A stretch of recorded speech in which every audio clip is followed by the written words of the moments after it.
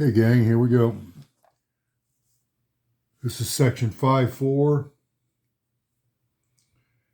and it's actually called the fundamental, well, I tell you, called the multiplication principle. It's called different things. So this should be a quick, easy lecture we can get through. Okay, so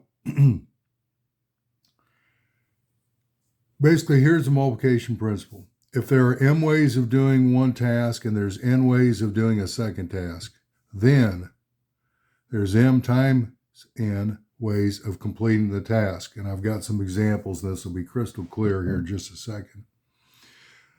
So let's say in my intro, you have 3 different pairs of pants and 4 different shirts that you could wear. How many different outfits, meaning a pair of pants with a shirt, could you choose to wear? So let's say for the pants, I've got the following colors. I've got blue, brown, and gray.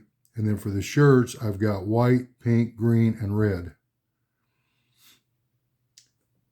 If I sat and started writing them all out, which I did here, I could put the blue pants in a white shirt, blue pants in a pink, blue with green, blue with red. Those are all of them with blue pants. Then I could do the same thing with the brown pants. Brown with a white shirt, brown and pink, brown and green, brown and red. And then I could go to the gray pants and do the same for those. Now, some of those may not look good, but at least they're possibilities. So if you count all of those up, I see 12. Okay? But when things get a little bit tougher, I don't want to have to write them all out. I want to have a nice little formula that I could do. So we know the answer is 12, but another way of thinking of it is we have 3 pairs of pants and we had 4 pairs of shirts, or not pairs of shirts, but 4 shirts. So if you simply take 3 times 4, that gives you 12. Or if you think up here, you had 4 that direction and 3 that direction. 4 times 3 gives you 12. Okay, so that's the multiplication principle. Okay, so let's say this next example I got. We got 3 towns. You got town A, town B, and town C. And we know we have 3 roads going from A to B. And once you get to B, there's 2 roads that go to C. So how many different ways are there of traveling from A over to C? Well, as you look at it, you have 3 possibilities here, and you have 2 possibilities here. The answer is going to be 6. Okay, and like I said, this is going to be an easy one. My next example, menu choices. Diners at Angelo's Spaghetti Bar can select an entree from 6 varieties of pasta and 28 choices of meat sauce. How many such combinations of pasta and meat sauce are there? Well, we had 6 varieties of pasta to choose from, and we had 28 choices of meat sauce. Should be 168 if you multiplied them out. So when you walk in the restaurant, that tells you you have 168 choices. I didn't realize how many you had. Okay, here's example 3. A coin is tossed 3 times, and the sequences of heads and tails are recorded. How many different outcomes are possible?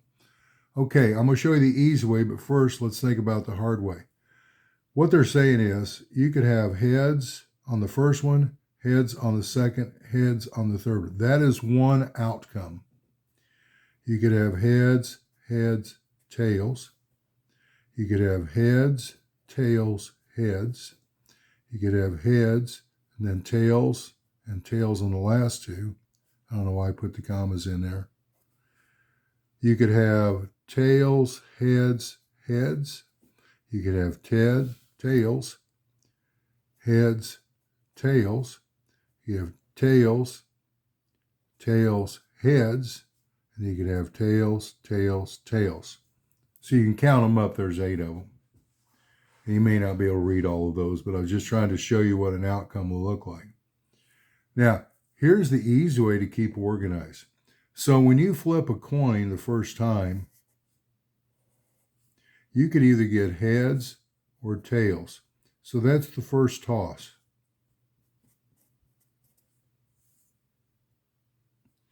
If you got heads on the first one, you're going to flip the coin again. You could get heads or tails. That would be your second toss. Or down here, same thing. The second toss would be heads or tails. So let's say you had heads on the first one and heads on the second one. We're going to toss it again. This becomes your third toss. We said we're going to toss it 3 times. So you could have heads or tails. This would have heads or tails. There's heads or tails. And this one's heads or tails. So you can see, kind of turn it this way, it looks like a tree. That's called a tree diagram. You've seen them before. Now, if you want your outcomes, if you just follow the branches, I had heads, heads, and heads. That was the first one I had right there. I could have heads, heads, and tails. That was the second one I had. I could have had heads, tails, and heads. I could have had heads, tails, tails. I could have had tails, heads, heads. And I'm just going to fill out the rest of these.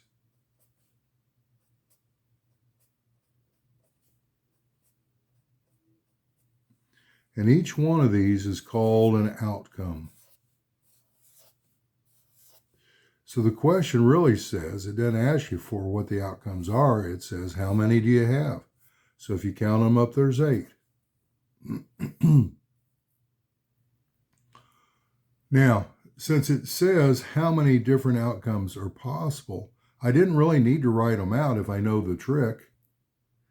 And what I usually do here is like, I'll draw a line.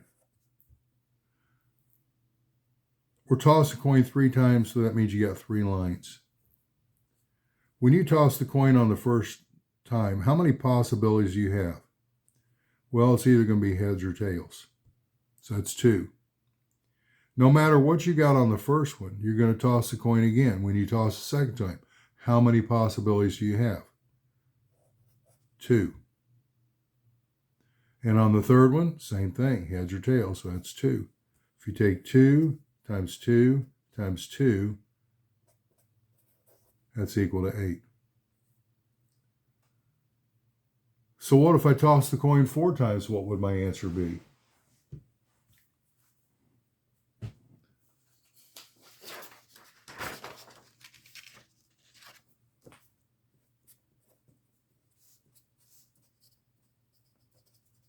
See, I was going to toss it 4 times. Well, that means I'm going to have 4 blanks, and each of them are going to be 2.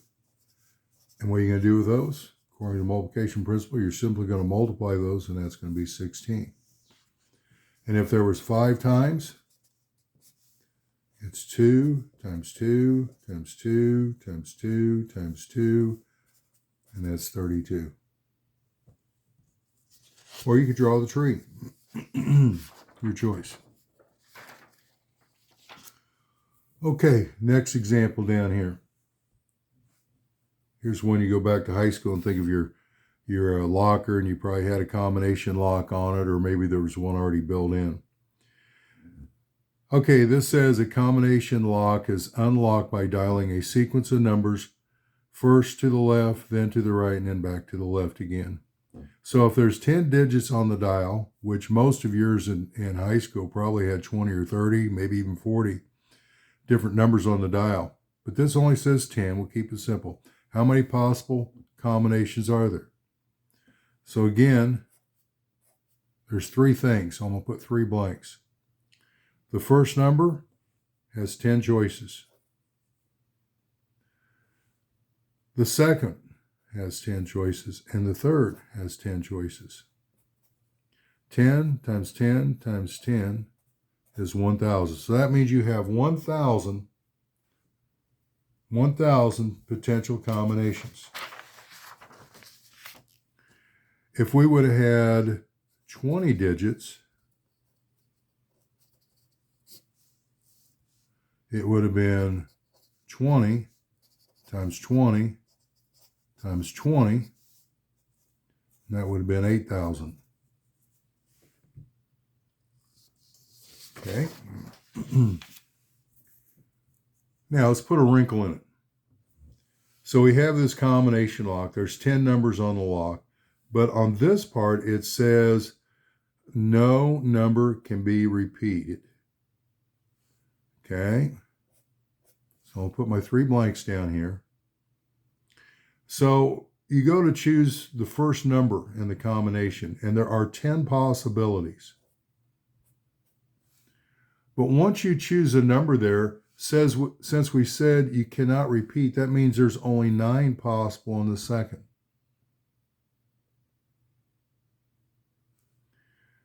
And on the third, how many are going to be there? Well, there's going to be 8 because you can't repeat. You've already taken 2 away. That leaves 8. So now when you multiply that, that's 720. How about this one? Say we got a baseball team. Baseball team, there's 9 on a team, and they're going to arrange themselves in a line for a group picture.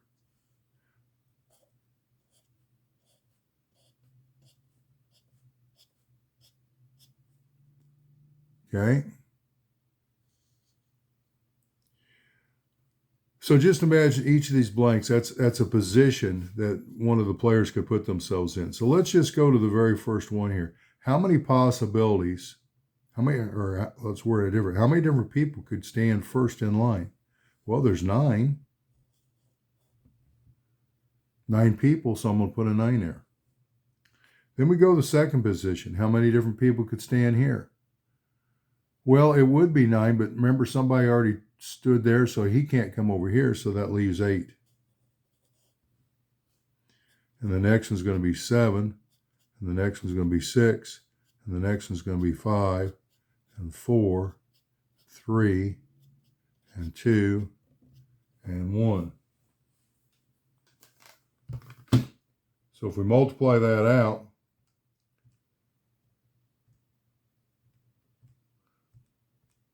that's going to be 362,880 possibilities. It's a lot of possibilities. Probably didn't think there were that many, but there are.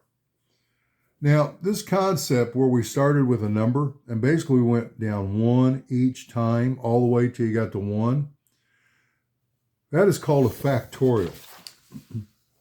And they pop up quite a bit, and we use them a lot in probability and with the counting that we're doing now. But a factorial means that you start with whatever number's there. So the first number is going to be a 5, and we're going to go down 1 each time until we get to 1. So 5 factorial, if you multiply those, that's going to be 120. 6 factorial means you're going to take 6 times 5 times 4 times 3 times 2 times 1. So the number here is the same as the number you start with there. And then you go down 1 each time till you get to the 1. And that's going to be 720. And the last one here, 3 factorial, means you're going to start with a 3 times 2 times 1, and that's going to be 6.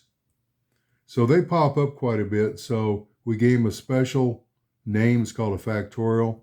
And if you can't see this real well, that's a 3 with an exclamation mark behind it. And you just say 3 factorial. Okay, last example. A certain state uses automobile license plates that consist of 3 letters followed by 3 digits. That's what Indiana does. How many license plates are possible? Okay, so we've got 3 letters followed by We'll put circles over here. Circles means you have the numbers, digits or numbers. So how many possibilities do you have here? This has to be a letter. You think, how many letters are there? So you're thinking 26. Okay, now if you've done this or worked with this type of stuff before, you realize really they're just going to use 24. But all the problems we'll do, if it says letters, we'll just say 26 unless I tell you different. But the reason 24 is because I looks like a 1 and the O looks like a 0. So they take those out and they just use 24. Okay. So we got 26 letters for the first one. How many different letters for the second one? Can you repeat? It does not say anything about not repeating, so that means I could use any letter on the second one. And the same thing for the third. How about my digits? How many different digits are there? Counting 0 and going 1, 2, 3, 4, 5, 6, 7, 8, 9, there's 10 of them. There'd be 10 for this one. There'd be 10 for this one. So to get the answer, you're going to take 26 times 26 times 26 times 10 times 10 times 10. And that answer is going to be this really big number. 17,576,000. Okay, now you got to think, is that enough license plates? How many people are in Indiana? How many people drive? I really don't know. But somewhere in there, we need to know how many there are because we don't want to run out. So whatever method they use, we need to be able to generate enough license plates that we can accommodate all the people that want them. Now, this is kind of neat the way they used it. They did this for a long time. But you started out, they had 2 numbers, they had a letter, and they had 4 more numbers.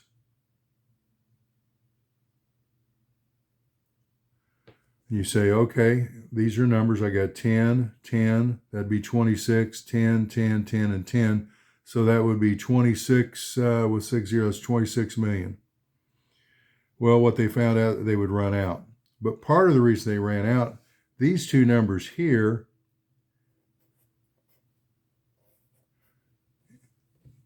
were dedicated to the county. So depending on what county you lived in, that was the first 2 numbers. If you lived in Marion County, you use the number 49. The reason it was 49 because alphabetically it's the 49th county. So if you listed all the counties, Adams is 1 and Allen is 2 and 3 is Bartholomew, and you went down the line. What was kind of neat on this is if you were traveling, I remember going to Florida quite a bit, and if you were in Florida and you saw an Indiana license plate, you go, oh, there's an Indiana plate. And if you looked at the license, you could tell which county they're from. So if you saw a 49 and you're from Indianapolis, you say, oh, they're from where we're at. And then this one was actually the license branch. Now, in Indianapolis, there used to be, I think there was 9 at one time. I don't know how many there are now. But I lived in Perry Township on the south side. So my license plate started out 49P. Okay. If you were in Decatur Township, it might have been 49D. And Franklin Township, 49F. And I can't remember what Pike was because that started with a P also. I want to say it might have been K. And then these guys were just numbers. So I got 10 at all those. So as you can see, it was really, how many counties were there? There's 92 counties in Indiana, times however many letters, although I'm not going to use 26. Marion County had, let's say, 9. But I know if you went down to Jackson County, that's where Seymour's at. They only had 3 license branches. They were 36, so 36S was Seymour, and 36B was Brownstown, and 36 whatever the other one was. There was only 3 of them. But in any sense, if you multiply all those out, that's how it came out. Now, interesting note, however many they had, they kept running out. So Indianapolis ran out first. They were 49. So what their solution was, they didn't want to change their method. They go, okay, well, we'll put 93 in there. Why 93? Because there was 92 counties. The next number available was 93. So 93 went to Indy. So if you had a 93 or 49, you lived in Indianapolis. Okay. Then the next county that went out, I'm kind of making this up, but I think Lake County was probably one of them. And then 94 was like Porter County. That may not be correct. And then you had like Fort Wayne, you had South Bend, you had Evansville. They all ran out. And then you got to 99. Guess what? Indianapolis ran out again. So now, if you lived in Indianapolis, you could have had a 49, a 93, or a 99. Okay, now they're starting to get worried because now what if we run out? There's no other numbers for the counties. So then they started going to novelty things. And that's where this came in. That's what we're using today. And you're going to say, well, this isn't as many as what we were doing down here. And you're right. But they came up with other things. They started doing things like if you had a truck, then you got a truck license plate as opposed to a car license plate. And then there was different variations of trucks. There was commercial trucks, there was residential trucks. And then you had buses had their own and blah, blah. So they became special. So now when you go down the street, you look at license plates, look at the back of some sort of commercial vehicle, and it'll say commercial on it. It'll be different. And then they also came out with the license plates. We go up here. They also went to these, and you've probably seen these before.